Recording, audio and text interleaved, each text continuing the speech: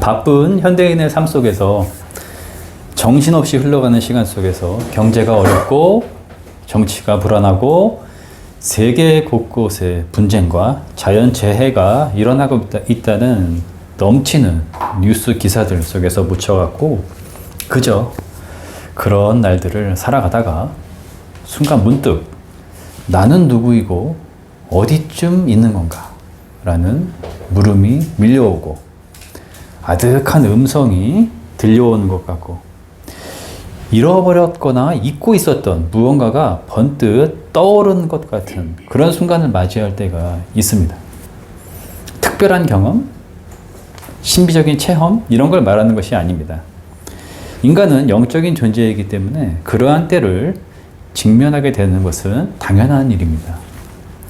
신학자들과 글을 쓰는 사람들이 이를 두고서 영원을 사모하는 마음이라든가 존재의 회귀 등의 어려운 표현을 쓰곤 하는데 평범하면서도 신앙적인 말로서 이렇게 표현하고 싶습니다.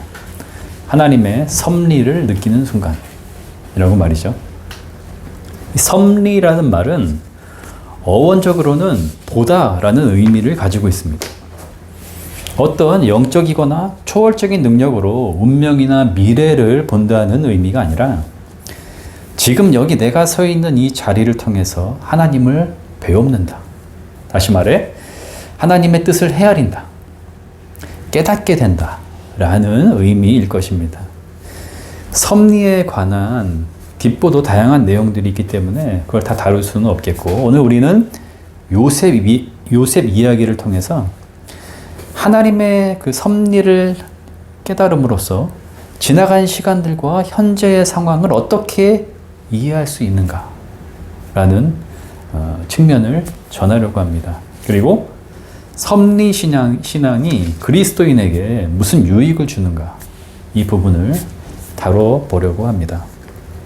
야곱이 사랑하는 아내 라헬에게서 늙음하게 얻은 아들 요셉은 유년 시절 아버지의 사랑을 독차지하였습니다. 그 이후로 형들의 미움을 샀고 그리고 꿈을 통해서 장차 자신을 섬기게 될 것이라고 말함으로써 죽음의 위기에 떨어지게 되죠.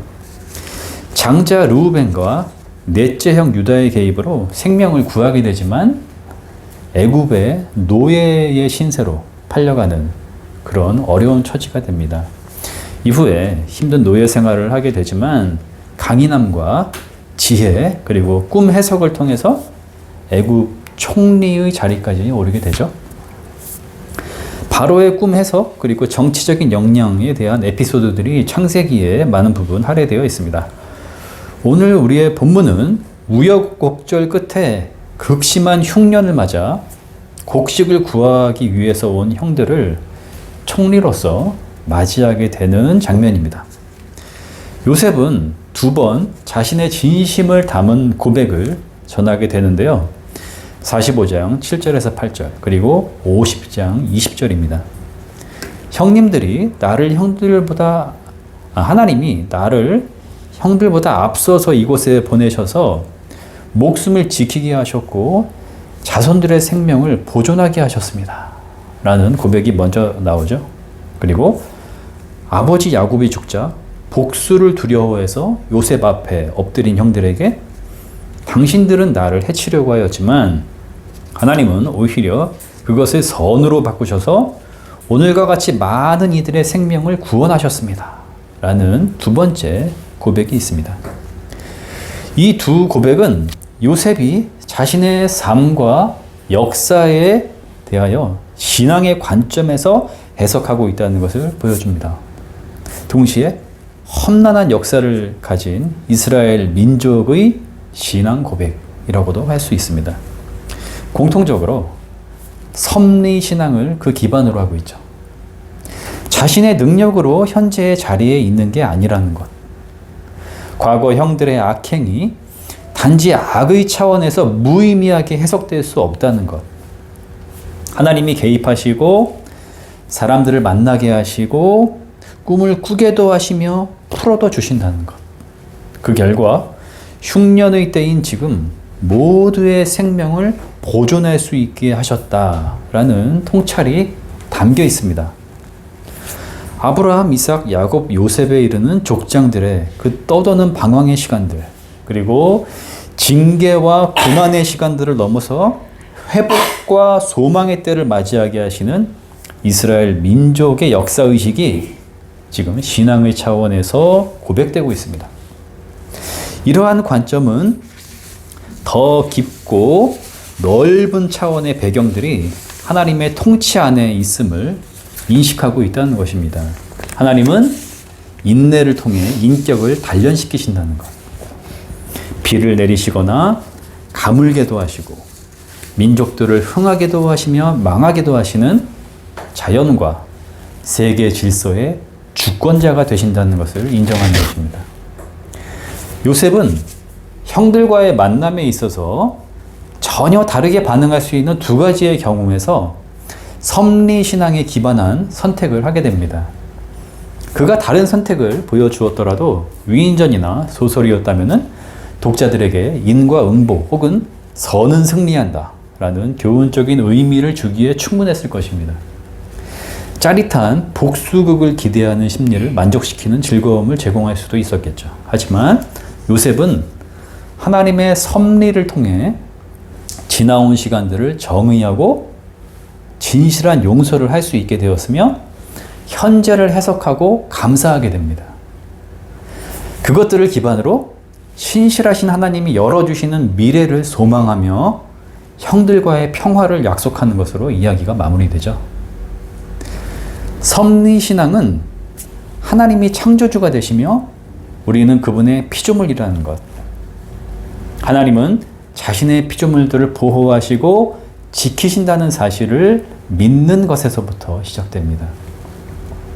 현대인들은 인간의 발생이 우연적인 결과이며 강해야 생존할 수 있고 스스로 책임져야 한다는 강박에 무방비로 노출되어 있습니다. 그 결과 어떻게든 많이 벌어서 대우받고 사는 게 인생의 낙이며 갑이 되는 걸 인생의 목표로 삼는 이들이 적지 않게 되었습니다. 이러한 사회 풍조가 만연하다면 신앙의 덕목이자 인류애의 차원인 화해와 용서, 평화와 상생의 의미는 퇴색될 수밖에 없겠죠. 그리스도인은 시대를 분별하고 저항해야 합니다.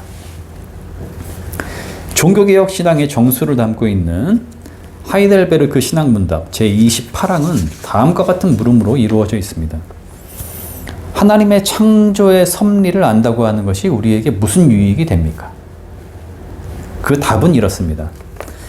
모든 역경 가운데에서 참고 견디며 행복할 때에 감사하고 장래의 일을 우리의 신실하신 하나님께 맡기게 되며 어떤 피조물도 우리를 하나님의 사랑에서 떼어놓을 수 없다는 사실을 확신하게 됩니다. 왜냐하면 모든 피조물이 하나님의 손에 달려있는 까닭에 하나님의 뜻이 아니면 피조물은 전혀 움직일 수 없기 때문입니다. 그리스도교가 섭리신앙 위에 서 있다는 것은 하나님이 나와 우주를 창조하셨고 여전히 다스리신다라는 입장을 받아들이는 것인데, 여기서 주의해야 할 점은 때문에 인간이 정해진 어떤 틀에서 벗어날 수 없다거나 결국 각본에 따라 살아가게 되리라는 운명론자, 즉 자유와 책임의 정신을 망각하고 체념하는 태도로 나아가는 모습에 떨어져서는 안 된다는 것입니다. 그것은 하나님께 모든 책임을 떠맡기는 것이죠. 그리스도인의 섭리신앙은 오직 우리가 믿는 믿음의 대상이신 예수 그리스도의 아버지이신 하나님이 우리와 이 세계의 창조주이시고 생명을 보존하시며 세상을 다스리신다라는 신앙 고백 위에 서 있어야 합니다. 예수 그리스도를 통하지 않고서는 하나님의 섭리를 말할 수 없다는 것이죠. 예수 그리스도 안에서 해석되는 과거의 시간들, 예수 그리스도로 인하여 참되게 보게 되는 오늘의 현실, 예수 그리스도를 통해 드러나게 될 미래의 완성, 즉 시간의 주님이신 그리스도 안에서 나와 이 세계를 보는 것이 그리스도교의 섭리신앙입니다. 신앙문답 28항의 답변을 그리스도교 신앙의 관점에서 풀어서 섭리신앙을 이해해 봅시다. 모든 역경 가운데서 참고 견디게 된다는 것은 무엇을 의미합니까? 그리스도의 십자가 사건을 통해 우리의 삶이 충분히 인내할 수 있음을 보게 되는 것입니다. 우리는 십자가를 죄를 속함, 즉 대속의 차원에서 온통 집중하여 바라봅니다. 십자가 사건은 한 의로운 인간의 고통스럽고 절망스러운 죽음이라는 차원에서도 깊이 묵상되어야 합니다. 즉, 하나님이 육신을 입은 한 의로운 인간이 되셔서 가장 극심한 고독과 절망, 배신과 치욕, 고통의 극단까지 떨어지셨다는 사실을 볼 수 있는 그리스도인은 임마누엘, 즉 하나님이 우리와 함께 하신다라는 그 의미가 가지는 깊은 차원을 비로소 이해할 수 있게 됩니다. 인간의 가장 깊은 고통의 순간까지도 하나님이 함께 하신다는 것이죠. 아버지, 어찌하여 나를 버리시나이까? 라는 주님의 절규를 바라보면서 우리도 하나님께 버림받는 것 같은 절망의 순간을 맞이할 수 있고, 그러한 삶의 경험들이 예수 그리스도의 십자가와 무관하지 않다는 것. 하나님은 그 어느 순간에도 아들과 함께 하셨듯 우리와도 함께 하시리라는 것을 받아들이게 되는 것입니다.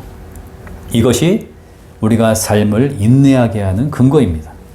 또한 지나온 시간 동안 겪은 많은 어려움들을 하나님의 그윽하신 품 안에 내려놓을 수 있게 하는 근거가 되는 것입니다. 행복할 때 감사하게 된다는 것은 무엇을 의미합니까? 예수 그리스도로 인하여 비로소 참되게 인식하게 된 내 존재.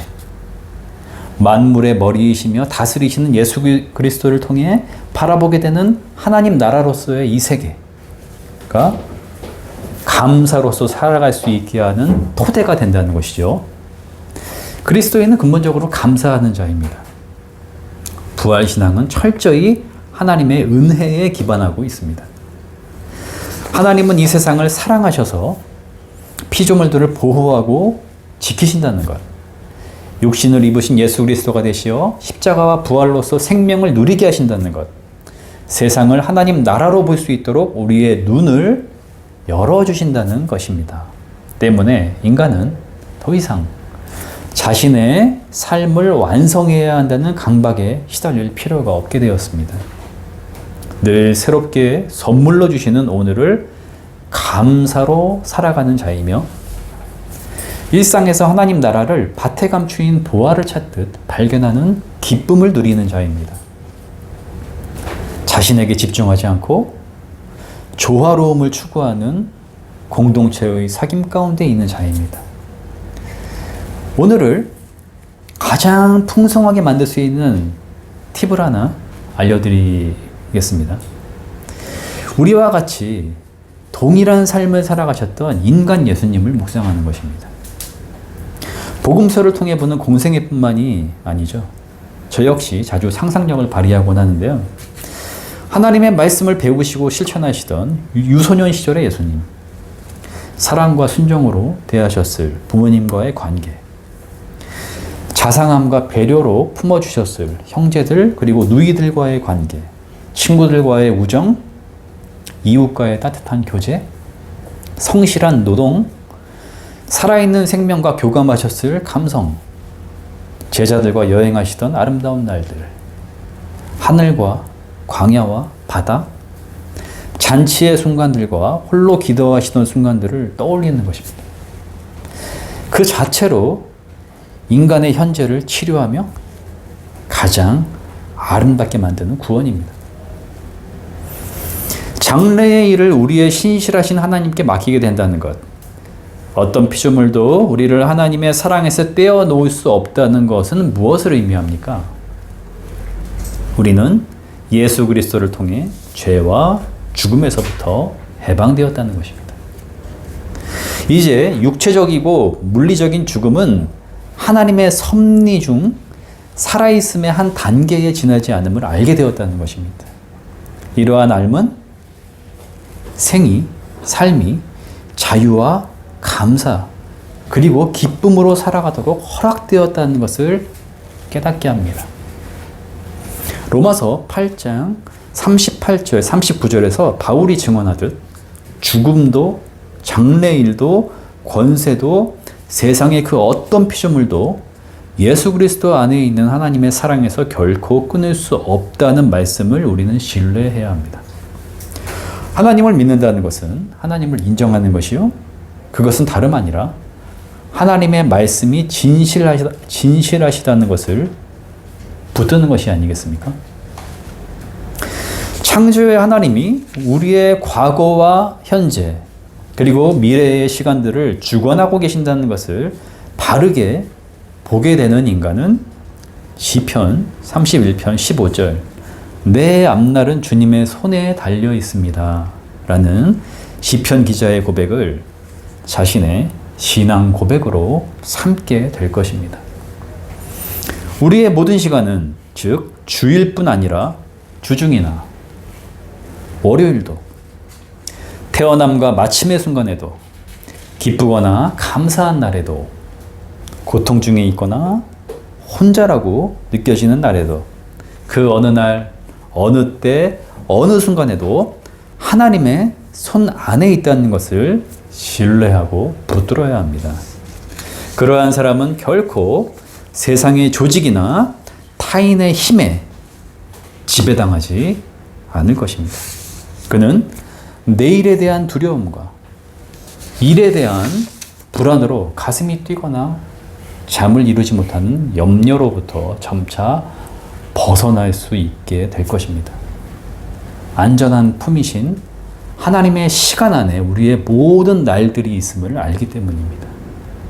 예수 그리스도 안에서 우리는 오늘 은혜의 시간을 살아가고 있으며 모든 것이 선하고 새롭게 변화된 세계를 감사함으로 맞이하고 있음을 바라보기 때문입니다. 아멘.